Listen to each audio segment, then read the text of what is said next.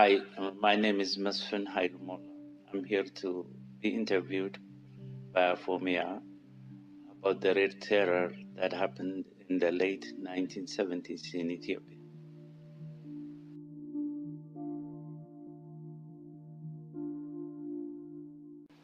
Ethiopian Red Terror was a response by the government to eliminate all opposition groups that are real and perceived. And the measures that were taken by the government were inhuman and cruel.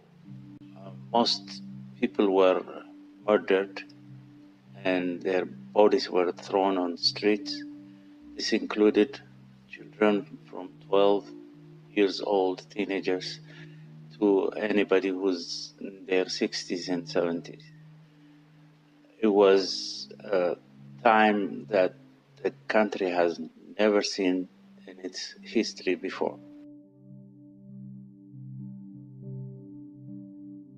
I was one of the victims of the cruelty that the government showed on its people. I was in my teens at the time, and I had the fate of being arrested by the government, like every young person at the time. And we went through a lot of physical, psychological tortures at the time. I was one of the victims of personally, I lost my youth because of it. I lost a lot of friends, family members, people I got acquainted with, and the damage that was put on me, both physical and psychological damages, are still lingering.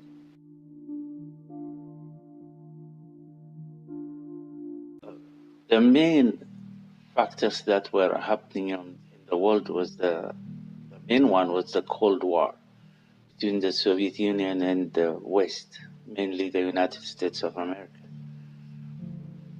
And whatever conflict they had, they brought it mostly into Africa, and Ethiopia, being part of Africa, fell victim for their proxy war.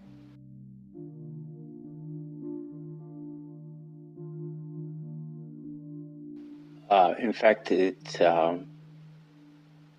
pulled back the progress of the country by centuries.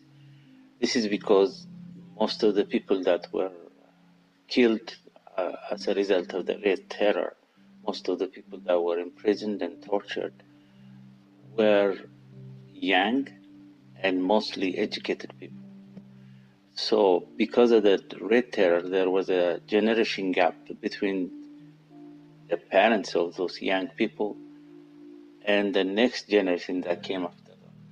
So the gap that was created is still affecting the country in a lot of ways.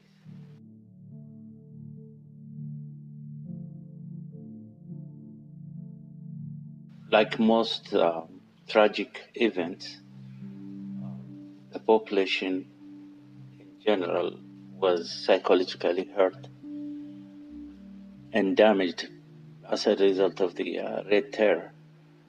But like most people survived the actual terror and then learned from it and vowed not for that to happen again.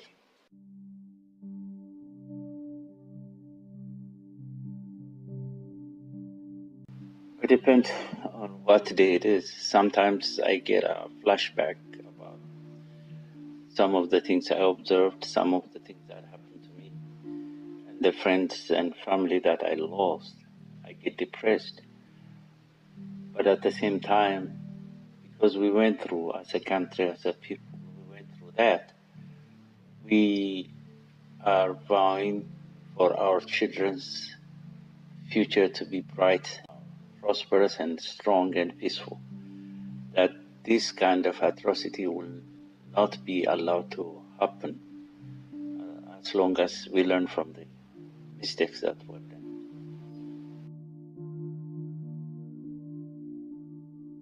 Events like the Red Terror, there were signs that it was coming, but because we never experienced as people or as a country such an atrocity that would happen to us from our own people, our government, our leaders, nobody saw it coming, even though there were the telltale signs.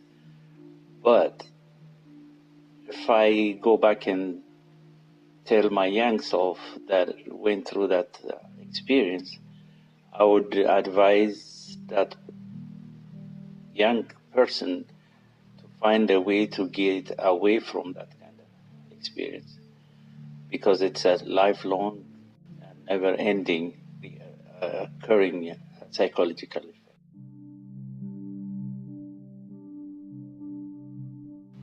Yes, always stand for the truth and always fight against those who are trying to dominate the society in such a way that they would use force and exterminate a certain part of the population. So standing up for the truth and standing up for the right thing is always a positive attitude in life.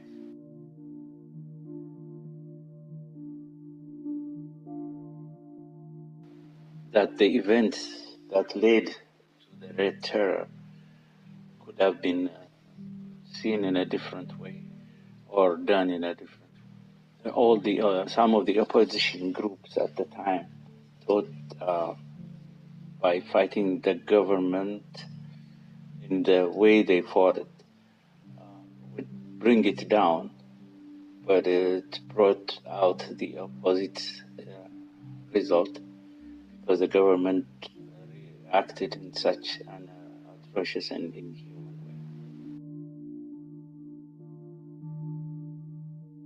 way. The Red Terror is a term that was borrowed by the Ethiopian government, military government at the time, which advocated socialism and communism at the time, from the Russian experience during the Stalin era.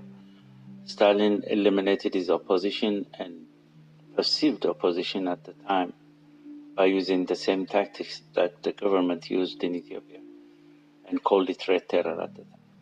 So they adopted the name, not only the name, but the atrocity that came with it. For anybody that was not born at the time or alive at the time, and for anybody that was not in the country at the time, didn't experience the actual atrocity that was committed, it is not something that I wish people go through. Young people were killed and their bodies were thrown on the streets of Addis and other big cities, so that the population will be scared and terrified that this might happen to them or to someone that they know, or their children or their parents. It was a time that the human value was much below any animal that you can imagine. Young kids were tortured. Young kids were killed and thrown on the streets. Parents were not allowed to mourn the death of their kids. And in some cases, parents were asked to pay for the bullets that killed their children. All these things happened within that time the Red Terror was going on in Ethiopia. And in some cases, some people want to make the Red Terror as if that was something that didn't happen. And it reminds me of those who deny the Holocaust happened in the Second World War. on the Jewish population in Europe. So human beings are capable of doing extremely offensive and dangerous things to each other. We shouldn't allow that to happen, because once is enough. And to borrow from the Jewish Holocaust Center in New York, there is a statement that says never again. And I wouldn't wish it to, even to those who I consider enemies. So the new generation, the generation that came after the people who went through the Red Terror, it is a real thing. It happened and destroyed many families and lives that in any circumstance shouldn't happen again, whether it's in Ethiopia or anywhere else. That's my advice and that's my plan. As long as I live, I will oppose any force that would even contemplate to do that again.